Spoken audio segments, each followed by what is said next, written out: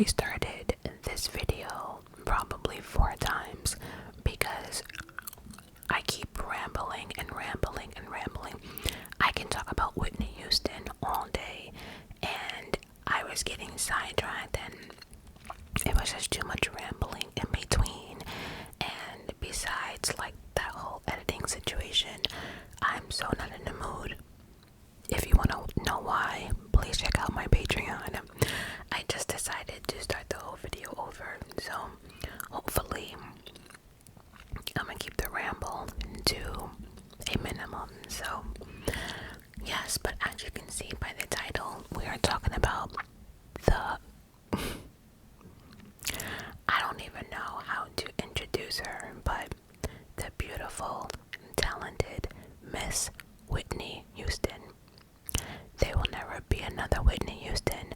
There will never be another voice like Whitney Houston. You can fight me in the comments if you want to. There has been many people who have tried to sing her songs. No, people have come close, but no one has ever had the actual voice of Whitney. It is ridiculous on the power and like her range. Real quickly, there is two videos I would like for you guys to check out and come back to the comment section and let me know. Seriously, this might be a little bit fun, but 2 videos. The first one of Whitney Houston is I Have Nothing, and she is in a red dress. Then the second one is One Moment in Time, and she's in a white dress. And actually both of them she got a standing ovation, but One Moment in Time, she's in a white dress, and she actually sang that song at a Grammy performance. And she is the only artist to this day that has ever won a Grammy for a live performance, and Miss Whitney Houston did. The powerhouse, all of it, just and just her ability to just change up, and I don't even know what else to say. Both of those videos brought me chills. I cried a little bit. I was emotional, just knowing that she's no longer here, knowing the story about her daughter, just all of it. But I am proud to say that there are so many now reaction videos, the younger generation watching Whitney's videos, and they are just blown away because there's not that much talent nowadays like Whitney, not even coming close. I mean, we have a few, but so anyway, let's start. Also, I did watch that new movie of hers, I Want to Dance with Somebody, although the actress, for me, I don't know, like, she just didn't sell it for me. But I like how they did that storyline, because they did not dwell on her drug use and Bobby Brown like that. See, like, anytime you think of Whitney and people talk about Whitney, they always talk about Bobby and her drug use, but there was so much more to her than that. So Whitney Houston was an American singer and actress whose first 4 albums released between 1985 and 1992, and the global sales was over 86 million copies. She released her debut album at 22 and scored 3 #1 singles. Her next album, Whitney, which was delivered in 1987, delivered 4 more #1s and earned her a Grammy, with later albums including Your Baby Tonight, which I have, My Love Is Your Love, which I have, The Bodyguard. The Bodyguard was probably the first album I ever bought myself of Whitney Houston, and that came out in 1997. And you can say what you want, but that album is a fucking classic. And Waiting to Exhale, another one. With her marriage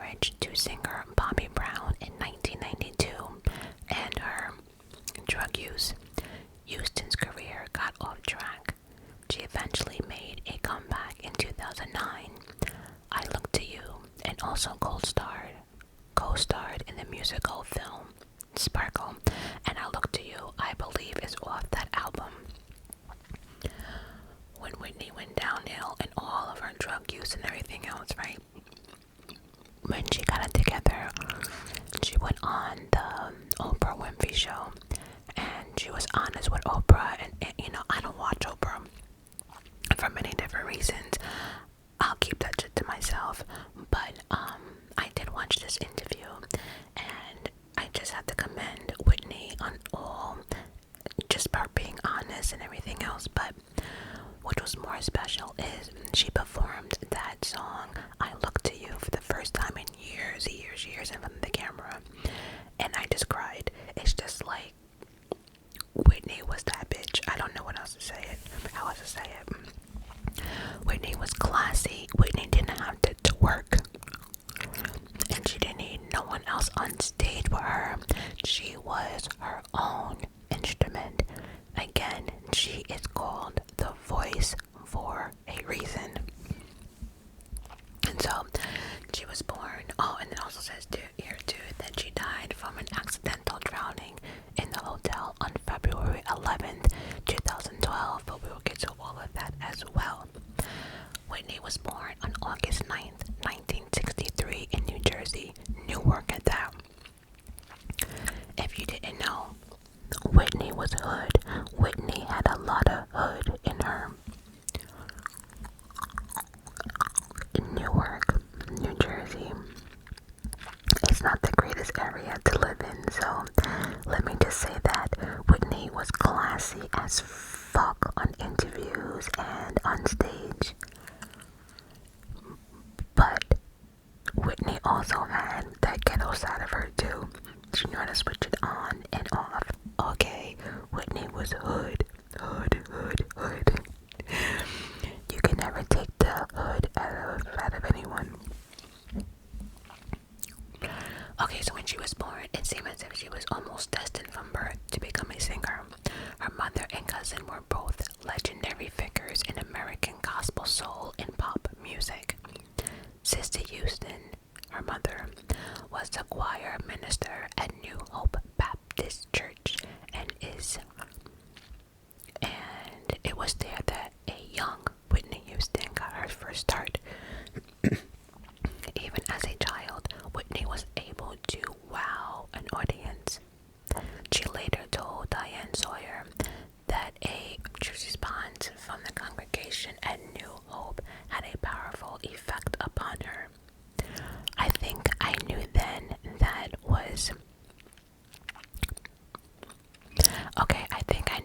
that my singing abilities was a thing that God had given me. Exactly like God is only given that voice box to one person, and that one person was here and sadly left this earth. Also too, not off topic, but off topic, there was this video that someone was trying to compare Whitney Houston's Star Spangled Banner to Jennifer Hudson, and I was just disgusted on how she was like, Jennifer Hudson won, and I'm like, get the fuck out of here. Like, I'm not saying Jennifer Hudson can't sing, but just to compare the two, like Jennifer Hudson, sometimes I think she screams a lot. See, like Jennifer Hudson has a powerful voice, but like it sounds like almost like she's screaming and straining. I personally don't care for it. There are certain songs I'm just like, wow, but then sometimes people just really overdo it, and that's just how I feel about Jennifer Hudson. Whitney knew how to use her voice, whether she was sick.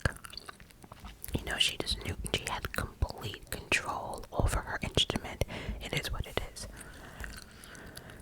So,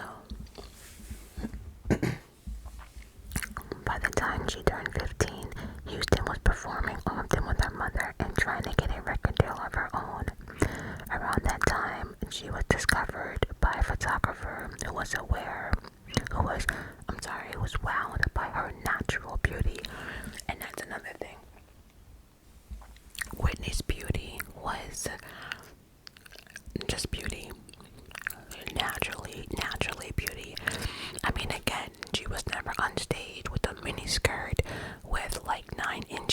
casual. She wasn't twerking. She wasn't dropping it like it's hot, you know.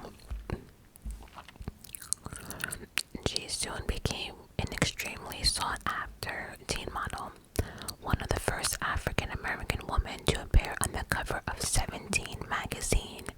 But music remained her true love. When she was 19, Whitney was discovered at a nightclub by Clive Davis. Now, I remember she was with her mother, and her mother was supposed to perform, but the mother was really sick and I think had strep throat and forced Whitney on stage. And Clive Davis was actually there. And from my understanding, it's the first time he saw her, and he was just completely wowed by her voice. And it says here, who signed her immediately and took her career from gospel to pop stardom. Then in 1983, it says, and she did the musical, the song Home for the musical The Wiz. She and Davis spent the next 2 years working on her debut album, finding the best producers, songwriters available to showcase her amazing vocal talent. And I also liked how Whitney always used like a live band and like an orchestra type of situation. And sometimes I always feel as if like the orchestra couldn't keep up with her voice, you know, all those instruments, and her voice could still overpower them. Crazy.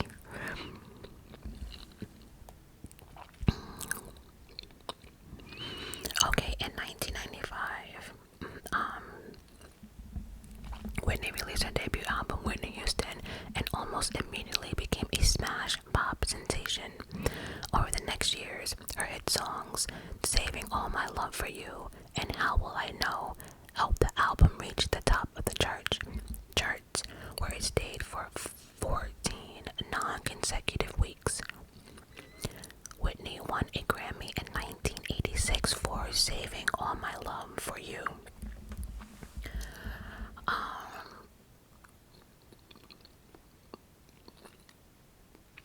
That album, my mother probably played like 1 billion times a day. Like Saving All My Love, like she really loved that song. And then after that, Houston followed the momentum success of her first album and second release, Whitney Houston. So the momentum of her first album, she had the same for the second one, right? And that was called Whitney in 1987. That record also went platinum many times over and won a Grammy for the single I Wanna Dance With Somebody Who Loves Me, with a Success World Tour following. During this time, the singer also appeared at a concert for Nelson Mandela's birthday and funded the Whitney Houston Foundation for Children, a non-profit organization that funds projects to help needy children around the world. And that's another thing about Whitney, she would help children all around the world but never had to brag about it, right? So when people do charity nowadays, they always have to make sure that they plaster it on social media, whatever, just to get the recognition, right? But true charity is just doing what you have to do, donating whatever, and keep it moving. You know, people bragging about shit, I feel as if like then you're not doing it for the right reasons. So Whitney had a lot of, you know, foundations for children and stuff. By 1992, Houston was on top of the world, but her life was about to get very complicated very, very quickly. That year, she married the R&B singer Bobby Brown, formerly of New Edition. Now, real quickly, how they met at I guess it was a Grammy show, one of the music award shows. And at this time, Whitney was going through a lot because people were saying that she wasn't, you know, black enough, she was too white, and that she needs to come back, you know, to the black community, this is and that. And so she was getting booed. She was getting like death threats because people just, you know. And Whitney never understood how music can be racist. Like, what do you mean? I'm singing white or I'm singing black. She never understood that. So during this award show, she was up for an award. She did not win, but when they called her name in the category, whatever, she got booed. And Bobby Brown was behind her. No, Bobby Brown was in front of her, and he turned around and he just said, "Remember, you are Whitney Houston," you know. And then of course she was mesmerized by like his performance on stage, whatever. But that's how they first met at an award show.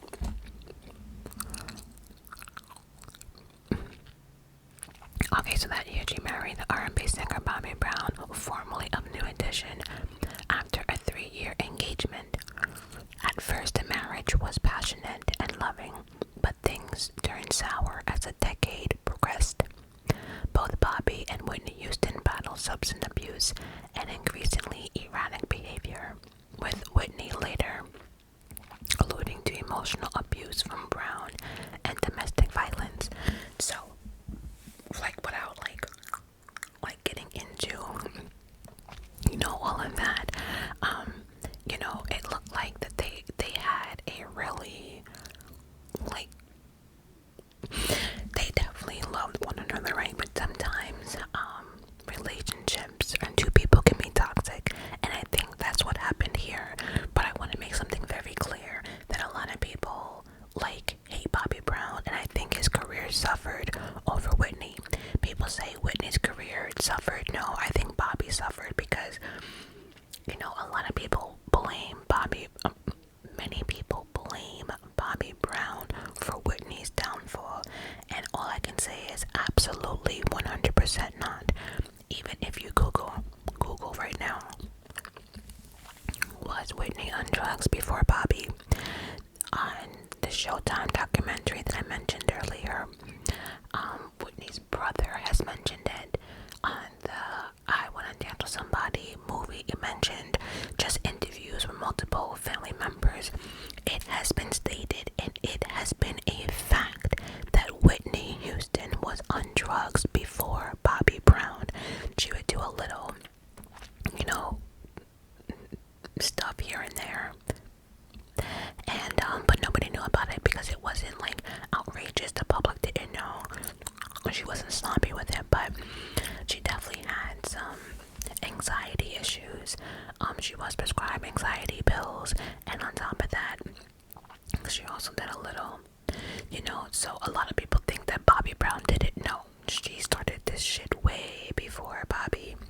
And the one thing I appreciate in the movie that they just did, I Wanna Dance with Somebody, there is a clip at the end of the movie when Bobby and Whitney are saying like their final goodbyes, and she just said, "I'm so sorry," you know, and then he just said, "You know, I just wish the public." No, she said, "I'm sorry, it wasn't your fault." And then Bobby said in the movie, "I wish you can tell the world that," inferring to the world thinks that I did this to you, and I did not. And so that's why I appreciate that movie better, because I think it was more realistic. The mother had a lot to do with that movie. So even down to, you know, Whitney's relationship with females and stuff like that, like the movie was really done well. Their actress just did not sell it for me. So but yeah, their relationship, like I said, they really loved one another. But I think they enabled one another. They both had their own drug use in regards to, or substance abuse issues. Like he had alcohol, and I really wasn't sure what Bobby was on, to be honest. But anyway, they were enabling one another, and two people who are toxic and enable one another, and one got all the money in the world, it's bound to be a disaster. There has been a couple of domestic calls in the relationship, and Bobby actually went to jail for a couple of them. There's like videos of like Whitney waiting for him to get out of jail.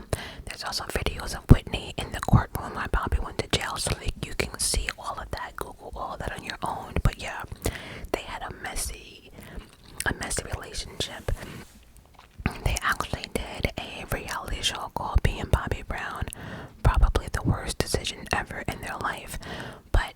also clear that people only knew Bobby as Whitney Houston's husband, and he didn't like that.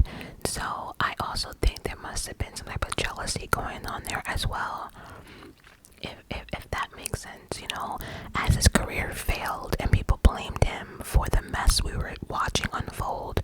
You know, at one point her career was still, you know, escalating. Anyway, so in spite of these growing personal troubles, Houston continued to progress in her career, crossing over successfully in acting in 1992. I think she was just a natural at anything. Like when she performed, she was just calm and natural. And although she said that she was scared shitless on The Bodyguard, I think she did a hell of a job. And her co-star was Kevin Costner.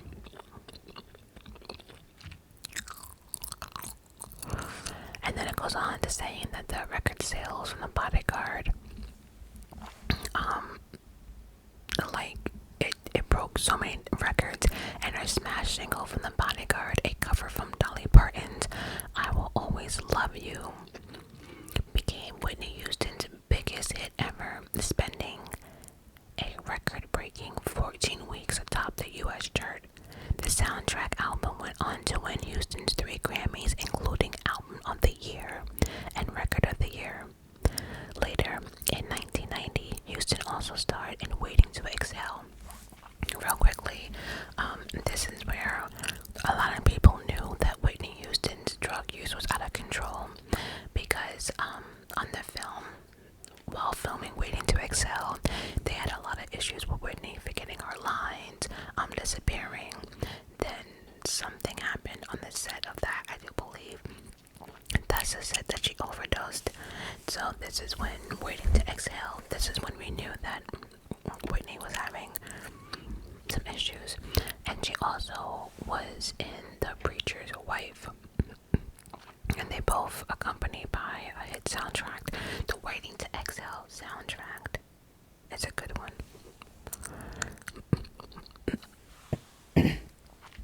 In 1998, Houston released My Love Is Your Love, her first non-soundtrack studio album in many years, and it earned her another Grammy for the single.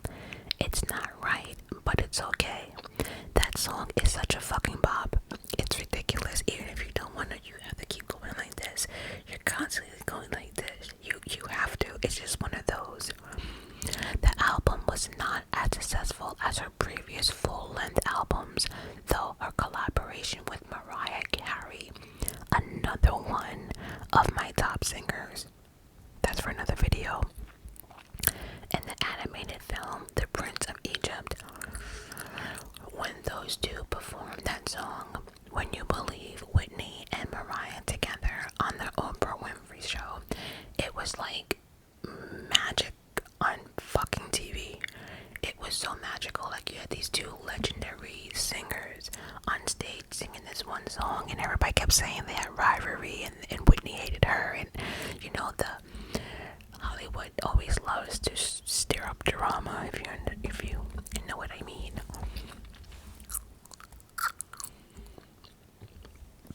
In the late 1990s and early 2000s,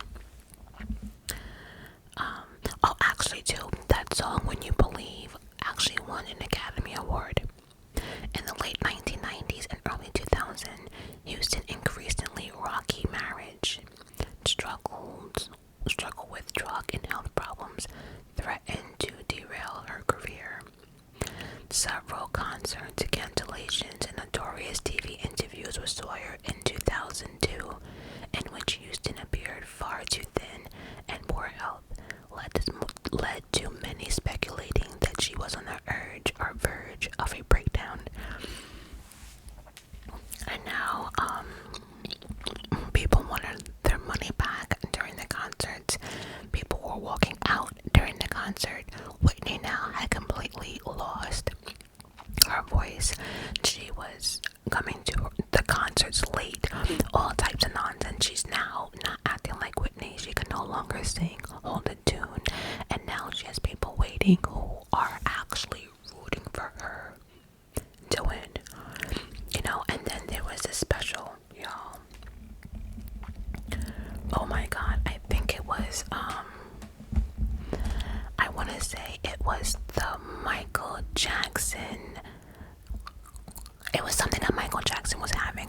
representing him or something like that. And Whitney came out. Oh my God. I almost fell to the floor. She looked so thin. She looked like a fucking skeleton. My mom, I'll never forget this. She was doing something and she dropped the plate that she had and actually broke it because she was like, what the fuck happened to Whitney? Like, it was so scary. I don't even, I don't know. I think that's what, and you know, if you look at the audience, everyone was just like, you know, but you're giving respect because it's Whitney Houston, but in front of the world, we are watching this beautiful, talented lady completely fall to pieces. It was so, Google that. She did a performance for Michael Jackson on something. I don't know, like it was his 50th birthday. It was some type of event. But good God. And my stomach is about to rumble, so ignore it. But when I say too thin, I mean too thin. Like a skeleton in my medical school room. I kid you not.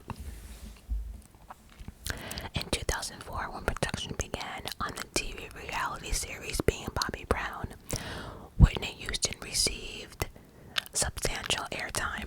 Now, when Bobby Brown first did this reality TV, Whitney did not want to be part of it. But I'm not sure if it was because people knew or the production knew that like if she was in it more, it would get more ratings. But this was the worst decision for Whitney Houston ever. Being Bobby Brown was such a train wreck to watch, but you couldn't look away because it was Whitney. You couldn't believe that this beautiful singer who had this gift and voice is acting like this on fucking TV, and her family, and like her being rude to fans, and we just see like the real her. She was not. I don't know who told her to do that shit. I don't know if they thought that would help her amp her career, but it was the worst decision ever. Oh my God. The show aired during the worst years of the couple's crumbling marriage. Drug use, lifestyle, excess, and bad behavior were all caught on tape, and Houston's reputation sunk to new lows. That's what I'm saying. I do not know who told her to do this shit. The worst. Like, it would have been okay, like, if just Bobby Brown did it, although it probably would have been canceled. But still, it was just, even down to, like, the fights, it was no for TV. I never thought in a million years that I would ever see Whitney Houston on a reality TV show. But here we are. You know.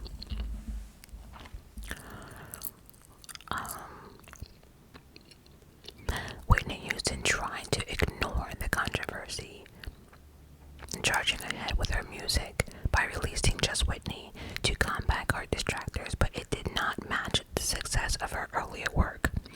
In spite of her troubled relationship, Houston was still as a singer, celebrated as a singer, being named the most awarded female artist of all times by Guinness Book of World Records in 2006. Over the next few years, she attempted to repair her marriage and to break her drug habit, but after several relapses, Sissy, her mother, had to step in. As Houston explained to Oprah Winfrey in 2009, check out that interview. My mother walks in with the sheriff and says, I have a court injunction here. You do it my way, or we're going to do this, or you're not going to do this at all.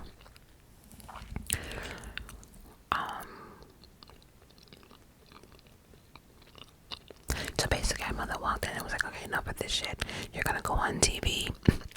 You're going to retire. You say you're going to give this up because it's not worth it.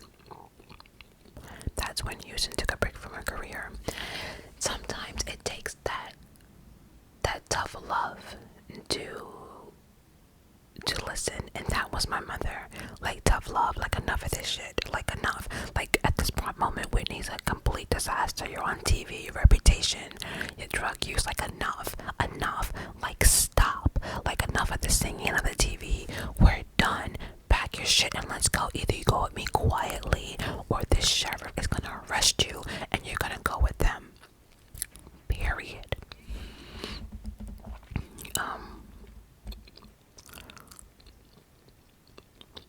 So after all of that, she divorced Bobby Brown in 2007 and won sole custody of Bobby Christina.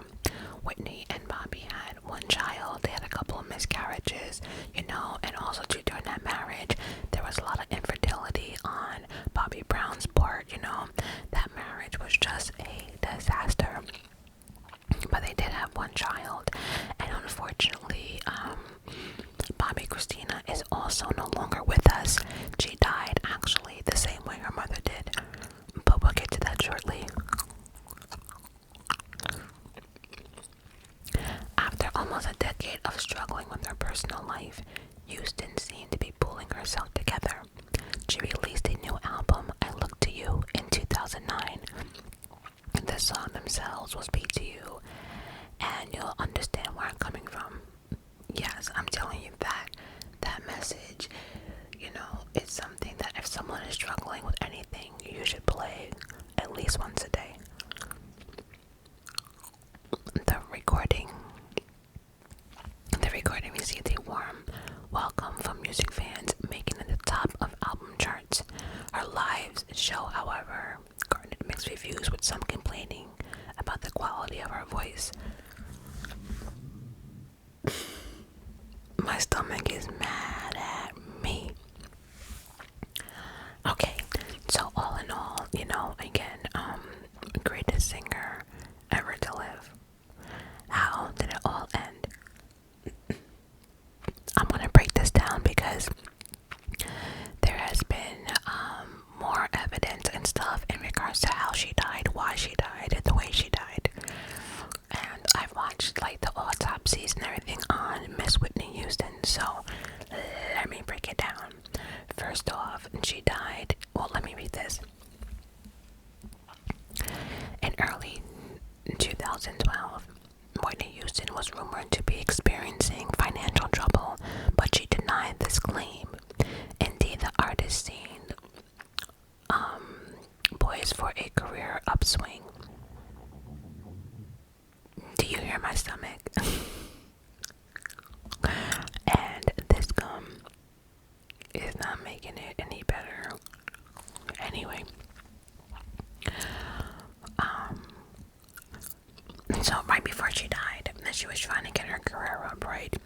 Houston was working on the musical film Sparkle with Jordan Sparks, a remake of the 1976 movie about an all-girl musical group similar to the Supremes, and also reportedly had been approached to join the singing competition series, The X Factor. She was going to be a judge. I always say, like, singers who lose their ability to sing or can't, like Mariah Carey, it's not a secret. Mariah is also one of the greatest singers out there, but she can't do that shit now, right? So I always say, like, singers do singing competitions, do talent shows, be a judge. Look for new talent, stuff like that. It's not the end of the world. There will always be someone after you, but unfortunately for Whitney, there would never be anyone after Whitney. No one, ever. But, she was trying to work with what she had. Unfortunately, Houston did not live long enough to see the latest comeback reach. It's so sad, because, I think she could have done it. There goes my stomach again. It's just rumbling. I'm gonna eat after this. I'm gonna definitely eat before I start my Patreon videos. Houston died at the age of 48 on February 11, 2012 in Los Angeles at the Beverly Hilton Hotel.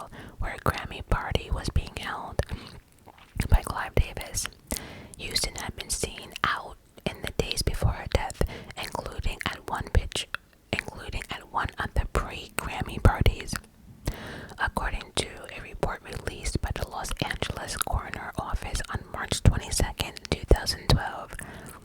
The official cause of death was accidental drowning. The effects of heart disease and cocaine found in her system were contributing factors as well. With her passing, the music world lost one of its most legendary stars. Dave once said that Houston is in the great tradition of greatest singer. Yeah, he said she's better than Gladys Knight, Ella Fitzgerald, all of them. But let's break this whole death scene down, right? When Whitney was found, the autopsy. First of all, Whitney. Okay, my stomach is not feeling me, but right before, so Whitney was supposed to be getting ready for this Grammy party. So she went upstairs to take a bath. Whitney had a really bad heart disease, which many say that she didn't even know she had, right? So when you are a drug user, that put a lot of strain on your heart, which Miss Whitney Houston was. So in this particular situation, when she did the cocaine, her heart started going crazy, if that makes sense, because of the heart condition, the heart disease, everything that she had. So I assume when she was turning the water, she turned the hot water on first, got in it, and was supposed to like turn into cold water or warm, whatever. She ended up having a heart attack and slipped under and drowned. There's been many reports that when they found her, her skin was melting off her body because of how scalding the water was. And that's because there's two speculations of this one, right? One, it's saying that she was so coked up that she didn't even realize the water was that hot, got into it, her body was shocked how hot it was, and because of the heart condition, her heart went crazy, had a heart attack, and she actually drowned. Until, again, she got in it, and maybe she did the hot water first and meant to do the cold water, but she had a heart attack before she was able to do the cold water to make the water warm. So, but yeah, 3rd-degree burns, skin was melting, coming off in certain places. I was like, how is that possible? But then I googled and found out that, so either she was too drugged up to know the water was hot, or when she stepped into it, her body went into shock because it was so hot and she wasn't able to do anything. Heart attack, fell under, drowned. So very, very, very, very, very sad. Her daughter had a very hard time dealing with her mother's death, and unfortunately, years later, Bobby Christina, I do believe, died like at either 22 or 23. She died very, very young, and she died in the bathtub, just like her mother. But one thing about Bobby Christina, she was in a coma for a while, and they were hoping that she would come out, but Bobby Christina did not. It was in best interest to pull the plug, and she did. And she went to her resting place, and it's just, it's nice to know that Whitney and her daughter are together, but it's just sad because Bobby Christina also had drug use and her relationship was toxic, and so anyway, guys, that is it about Miss Whitney Houston.